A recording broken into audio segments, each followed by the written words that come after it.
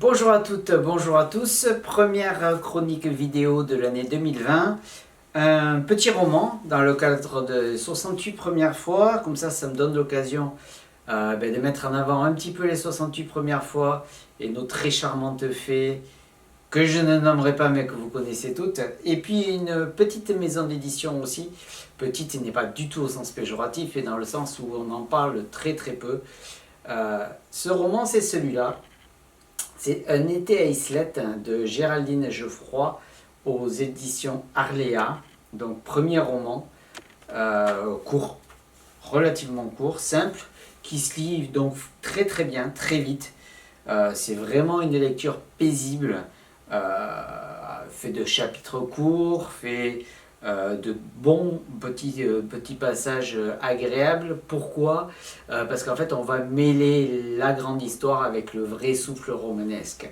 La grande histoire et des faits réels connus, puisqu'on travaille ici avec de la culture, avec Claude Debussy, avec Camille Claudel, avec Auguste Rodin. Donc on a cette mixité, on va dire, du spectre de la création, spectre de la création dans le sens culture, dans le sens musical. Et ce petit roman simple, en fait, il lie un petit peu tout ça. La culture, la création, l'innovation, les relations humaines. Puis il fait du bien, parce qu'il est un petit peu hors du temps également. On se retrouve fin du 19e siècle, on se retrouve avec des échanges épistolaires. Dans notre monde actuel, les échanges épistolaires, forcément à l'ancienne, ça ne peut faire que du bien. Et puis on a des partages de doutes, on a des partages de souhaits. Voilà, d'aucuns vont dire que c'est désuet. Au contraire, voilà, moi je trouve que c'est très charmant, très agréable. C'est des vrais petits bijoux, des vrais petits moments où on va se mettre dans notre cocon et on va vraiment en profiter. Voilà, c'est sensible, c'est délicat.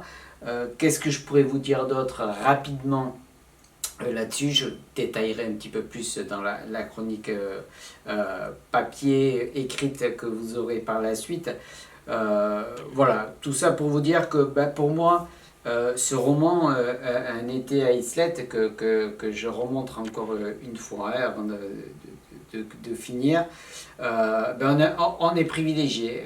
On est privilégié, on est au milieu dans ce joli souffle romanesque que nous offre Géraldine. Une belle plume, une plume relativement légère, douce, très délicate, mais pour autant très dynamique. Ce qui fait que, voilà, moi j'ai passé un bon moment, je ne m'attendais pas forcément à ça, et je ne peux que vous conseiller de lire ce roman Un été à Islette. Merci.